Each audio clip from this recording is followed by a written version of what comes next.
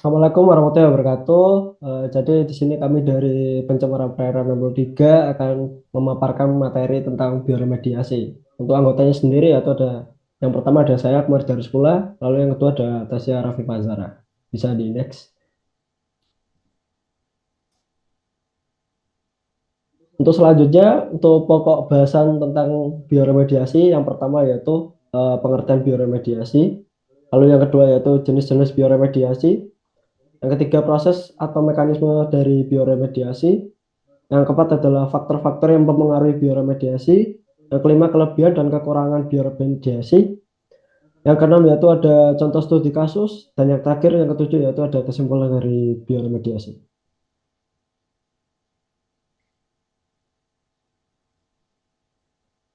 Baik, selanjutnya yaitu pengertian dari bioremediasi. Bioremediasi merupakan penggunaan mikroorganisme yang telah dipilih untuk ditumbuhkan pada polutan tertentu sebagai upaya untuk menurunkan kadar polutan tersebut. Pada saat proses bioremediasi berlangsung, enzim-enzim yang diproduksi oleh mikroorganisme memodifikasi struktur polutan beracun menjadi tidak kompleks sehingga menjadi metabolit yang tidak beracun dan berbahaya. Selain itu, bioremediasi adalah salah satu konsep pengendalian lingkungan dengan menggunakan agen hayati maupun hasil metabolisme kehidupannya untuk memperbaiki kualitas yang buruk sehingga dapat digunakan secara optimal dan ditingkatkan produktivitasnya. Di dalam konteks aquaculture, salah satu tujuan dari bioremediasi sendiri yaitu untuk mendukung pengembangan sektor budidaya perikanan yang produktif dan berkelanjutan melalui optimalisasi kualitas lingkungan perairan. Bioremediasi sendiri dapat terjadi sendiri atau atenuasi alam atau bioremediasi intrinsik atau dapat didorong melalui penambahan senyawa untuk meningkatkan bioavailabilitas dalam suatu media atau biostimulation. Bioremediasi ini dapat dikelompokkan ke dalam bioremediasi in situ atau bioremediasi di lokasi tercemar dan juga ex situ atau dikeluarkan dari lokasi awalnya. Untuk yang selanjutnya yaitu jenis-jenis dari bioremediasi. Yang pertama adalah bioaugmentasi yang dimana mikroorganisme penguraian ditambahkan untuk melengkapi populasi mikroba yang telah ada. Dan yang kedua yaitu biostimulasi. Biostimulasi yaitu di mana pertumbuhan pengurai hidrokarbon indigenous dirangsang dengan cara menambahkan nutrien dan atau mengubah habitat. Dan yang ketiga yaitu bioavailability. Dilakukan dengan cara meningkatkan akses mikroba terhadap substrat hidrokarbon. Selanjutnya yaitu ada proses dari bioremediasi.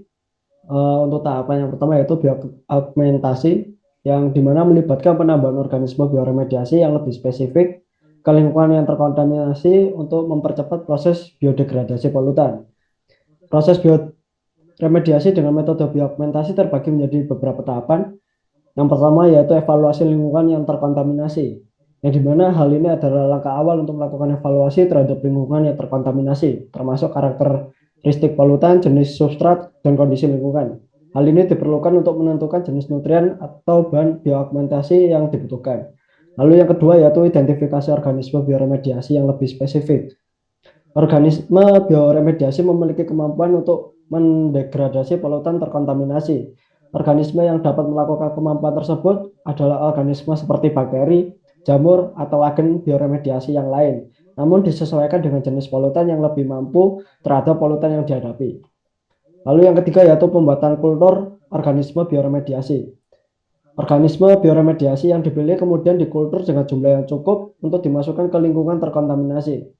Kultur organisme ini dapat dilakukan dengan teknik fermentasi atau perkembangan in vitro. Lalu yang keempat yaitu ada organisme bioremediasi ke lingkungan terkontaminasi. Organisme yang telah dikultur kemudian dimasukkan ke lingkungan yang terkontaminasi, yang dimana hal ini dapat ditambahkan secara langsung ke substrat yang terkontaminasi atau dapat juga dengan cara penyemprotan atau juga bisa diberikan dalam bentuk larutan. Lalu yang kelima yaitu ada pemantauan dan evaluasi. Jadi selama proses bioremediasi dengan metode bioaugmentasi, pemantauan secara teratur dilakukan untuk mengukur efektivitas proses. Dengan adanya pemantauan dari konsentrasi polutan, pertumbuhan organisme, dan perubahan fisika kimia pada lingkungan dapat dievaluasi untuk menyesuaikan dosis nutrien atau bahan biostimulan yang diperlukan. Yang keenam yaitu ada pembersihan dan pemulihan lingkungan. Setelah proses bioremediasi selesai, lingkungan yang terkontaminasi dapat dievaluasi kembali untuk memastikan penurunan polutan yang signifikan. Apabila polutan telah berkurang secara signifikan, maka dapat dilanjutkan dengan tahapan pemulihan lingkungan, yaitu dengan mengembalikan lingkungannya seperti kondisi semula. Bisa di next. Yang kedua yaitu ada biostimulasi. Biostimulasi melibatkan menambah nutrisi yang terbatas untuk mempercepat proses biodegradasi polutan yang terdapat di dalam lingkungan yang terkontaminasi. Proses bioremediasi dengan metode biostimulasi terbagi menjadi beberapa tahapan, yaitu yang pertama ada evaluasi lingkungan yang terkontaminasi, yang dimana evaluasi terhadap lingkungan yang terkontaminasi termasuk dalam memantau karakteristik polutan, jenis substrat, dan kondisi lingkungan. Lalu yang kedua yaitu ada identifikasi organisme bioremediasi, yang dimana hal ini sama seperti sebelumnya, yaitu organisme bioremediasi memiliki kemampuan untuk mendegradasi polutan terkontaminasi, dan tidak semua jenis organisme bioremediasi mampu mendegradasi polutan akut. Lalu yang ketiga yaitu ada penambahan nutrien. Nutrien seperti nitrogen atau fosfor ditambahkan ke lingkungan yang terkontaminasi. Nutrien ini akan merangsang pertumbuhan dan aktivitas organisme bioremediasi sehingga dapat mempercepat proses degradasi polutan. Namun kembali lagi harus disesuaikan dengan dosis dan kebutuhan organisme bioremediasi dan menyesuaikan dari karakteristik lingkungan. Lalu yang keempat yaitu ada pemantauan dan evaluasi. Jadi selama proses bioremediasi dengan metode biostimulasi, pemantauan secara teratur dilakukan untuk mengukur efektivitas proses. Dengan adanya pemantauan dari konsentrasi polutan, pertumbuhan organisme, dan perubahan fisika kimia pada lingkungan dapat dievaluasi untuk menyesuaikan dosis nutrien atau bahan biostimulan yang diperlukan. Lalu yang kelima yaitu pembersihan dan pemulihan lingkungan. Ketika proses bioremediasi selesai, lingkungan yang terkontaminasi dievaluasi kembali untuk memastikan penurunan polutan yang signifikan. Apabila polutan telah berkurang secara signifikan, maka dapat dilanjutkan dengan tahapan pemulihan lingkungan, yaitu dengan mengembalikan lingkungan secara kondisi semula. Bisa di next. Lalu untuk proses bioremediasi yang ketiga yaitu bioavailabilitas, yang dimana merupakan kemampuan untuk mendegradasi suatu polutan dengan menggunakan agen surfaktan untuk melepas polutan dari substrat dan penambah nutrien untuk merangsang aktivitas organisme bioremediasi. Proses bioremediasi bioavailabilitas terbagi menjadi beberapa tahapan. Yang pertama yaitu evaluasi substrat lingkungan,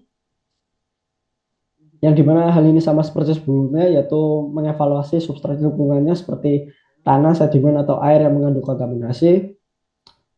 Lalu yang kedua yaitu ada karakterisasi polutan, yang dimana hal ini digunakan untuk menganalisis sifat fisik dan kimianya dari polutan.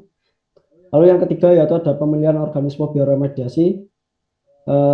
Hal ini sama seperti sebelumnya juga, yaitu organisme bioremediasi yang digunakan harus disesuaikan dengan polutan. Lalu yang keempat yaitu ada penggunaan agen surfaktan. Surfaktan dapat digunakan untuk meningkatkan bioavailabilitas polutan, dan hal ini dapat membantu organisme bioremediasi dalam mendegradasi polutan. Lalu yang kelima yaitu ada pemberian nutrien, yang dimana pemberian nutrien seperti fosfor dan nitrogen ke lingkungan dapat merangsang pertumbuhan dan aktivitas organisme bioremediasi. Sekaligus hal ini dapat membantu mendukung metabolisme organisme dalam mendegradasi polutan. Lalu yang keenam ada teknik fisika atau kimia, yang dimana teknik ini digunakan untuk meningkatkan bioavailabilitas polutan seperti penghancuran fisik substrat, seperti contohnya penggalian, penggilingan, atau dapat juga menggunakan senyawa kimia seperti penggunaan agen pengikat polutan. Lalu yang ketujuh yaitu ada pemantauan dan evaluasi. Hal ini sama seperti sebelumnya, ya, di mana proses bioremediasi bioavailabilitas perlu dipantau secara teratur untuk mengevaluasi efektivitas dari langkah-langkah yang diambil. Bisa di next. Selanjutnya itu faktor yang mempengaruhi. Faktor-faktor yang dapat mempengaruhi proses bioremediasi ini yaitu yang pertama terdapat mikroba. Mikroba memiliki kemampuan untuk mendegradasi, mentransformasi, dan menyerap senyawa pencemar. Mikroba yang digunakan dapat berasal dari golongan fungsi, bakteri, ataupun mikroalga. Selanjutnya yaitu nutrisi. Nutrisi dari jenis nutrisi yang dibutuhkan bagi mikroba diantaranya itu unsur karbon, nitrogen, fosfor, dan lain-lain. Dan yang terakhir terdapat lingkungan. Lingkungan yang berpengaruh antara lain yaitu oksigen, suhu, DO, dan juga pH. Selanjutnya yaitu kelebihan dan kekurangan dari bioremediasi. Untuk yang pertama yaitu ada kelebihan bioremediasi. Yang pertama yaitu ramah lingkungan. Jadi bioremediasi termasuk ke dalam metode yang ramah lingkungan karena menggunakan organisme hidup untuk menghilangkan polutan. Hal ini mengurangi bahan kimia berbahaya atau metode lainnya. Lalu yang kedua yaitu biaya yang diperlukan tidak terlalu banyak. Bioremediasi menjadi pilihan yang cocok untuk dibandingkan dengan metode yang lain dikarenakan organisme hidup yang digunakan dalam bioremediasi cenderung lebih terjangkau dan mudah untuk didapatkan. Lalu yang ketiga yaitu ada penggunaan yang fleksibel. Jadi bioremediasi ini dapat diterapkan di dalam berbagai jenis lingkungan seperti tanah, air, dan udara. Metode ini dapat disesuaikan dengan berbagai kondisi dan jenis polutan yang ada. Lalu yang keempat yaitu keberlanjutan. Bioremediasi memiliki potensi berkelanjutan jangka panjang karena organisme hidup dapat berkembang biak dan melanjutkan proses degradasi polutan ini secara alami. Kemudian untuk kelemahan dari bioremediasi, yang pertama yaitu waktu yang dibutuhkan lebih lama. Bioremediasi pada umumnya membutuhkan waktu yang lebih lama daripada metode lainnya, terutama apabila polutan yang memiliki konsentrasi yang tinggi. Lalu yang kedua yaitu efektivitas tergantung pada kondisi lingkungan. Keberhasilan bioremediasi sangat bergantung dengan kondisi lingkungan seperti suhu, pH, kelembapan, dan ketersediaan nutrien. Lalu yang terakhir dari kelemahan bioremediasi yaitu terbatasnya jenis polutan yang dapat didegradasi. Bioremediasi tidak selalu efektif dalam menghilangkan semua jenis polutan. Organisme hidup memiliki keterbatasan dalam mengatasi beberapa senyawa kimia yang sangat beracun dan sulit terurai. Bisa di next.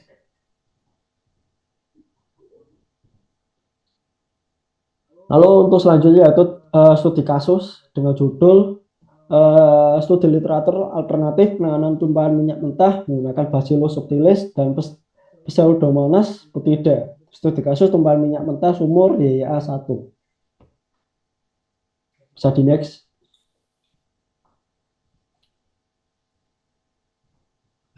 Untuk abstrak yaitu tumpahan minyak yang terjadi pada kasus sumur YYA1 milik PT PHE ONWJ merupakan salah satu bahan berbahaya dan beracun atau biasa dikenal dengan B3 sehingga membutuhkan penanganan lebih lanjut. Pada umumnya penanganan yang telah dilakukan adalah dengan pendekatan fisika dan kimia. Namun pendekatan ini memiliki potensi dampak yang lebih lama bagi ekosistem.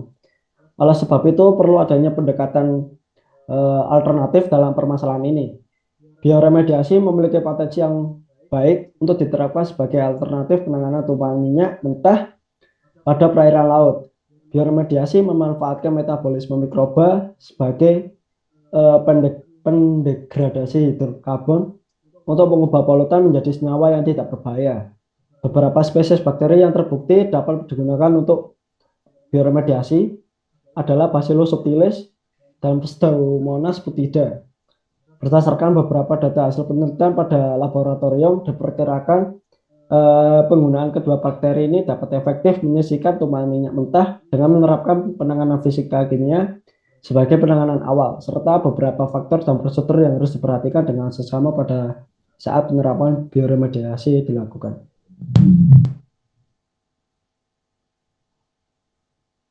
Lalu untuk hasilnya yaitu dalam penelitian ini dihasilkan bahwa Bacillus subtilis dan Pseudomonas putida dapat hidup pada area yang telah terkontaminasi minyak mentah sebesar 0% sampai dengan 15%. Dan bakteri tersebut mampu mendegradasi minyak mentah.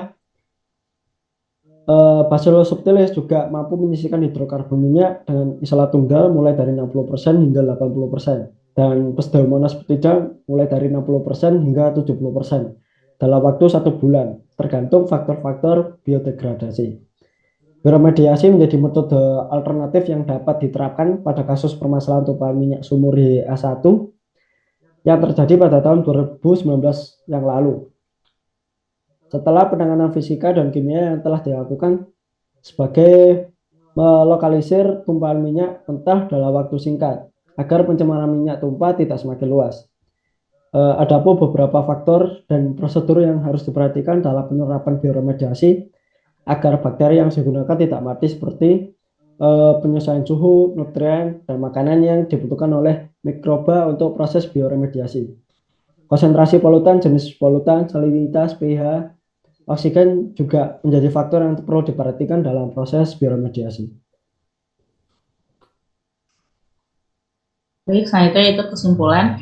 Bioremediasi merupakan salah satu teknologi yang dapat digunakan untuk mendegradasi polutan berbahaya menjadi tidak berbahaya dengan menggunakan mikroorganisme.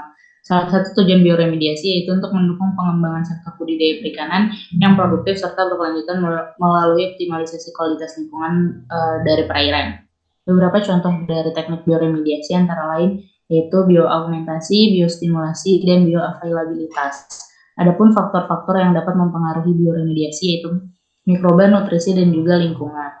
Proses bioremediasi ini sering digunakan karena biaya yang dibutuhkan tidak terlalu banyak serta penggunaannya yang fleksibel. Tetapi waktu yang diperlukan untuk proses bioremediasi ini sangat lama dan juga jenis polutan yang dapat terdegradasi terbatas. Oke, selanjutnya yaitu daftar pustaka yang kami gunakan dalam menyusun presentasi kali ini. Bisa di next. Sekian dari kelompok kami. Apabila ada salah, kami mohon maaf. Wassalamualaikum warahmatullahi wabarakatuh.